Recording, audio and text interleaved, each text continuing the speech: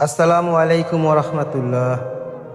এক রাতে এক সাহাবী ঘুমাতে পারছিল না, কারণ দিনের বেলায় তিনি একটা গুনাহও করেনি, শুধু একটা গুনাহের কথা ভেবেছিলেন। সে সাহাবী ভীষণ কাঁদছিলেন, দু হাত তুলে আল্লাহর কাছে বলতেছেন, হে আল্লাহ, আমি তো কিছু করিনি, শুধু ভেবেছি, তবুও যদি তুমি আমাকে জিজ্ঞেস করো। আর এই কথা শুনে পাশের সাহাবী অবাক হয়ে বললেন, ভাই, তুমি তো গুনাহ করোনি, শুধু ভেবেছো, এত কান্না কেন?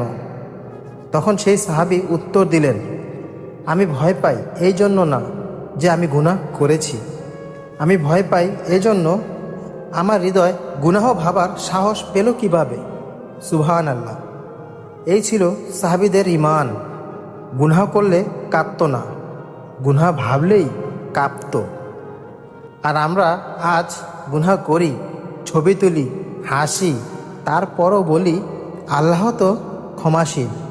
কিন্তু সাহাবীরা জানতেন আল্লাহ ক্ষমাশীল, কিন্তু অবহেলাকে তিনি পছন্দ করেন না। আজ যদি তোমার হৃদয় না কাঁপে, কাল হিসাবের দিনে এই হৃদয় আমাদের বিরুদ্ধে কথা বলবে।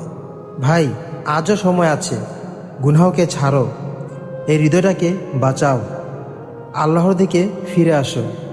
ইনশাআল্লাহ মহান আল্লাহ তাআলা রাব্বুল আলামিন আমাদের সবাইকে ইনশাআল্লাহ মাফ করে দিবেন।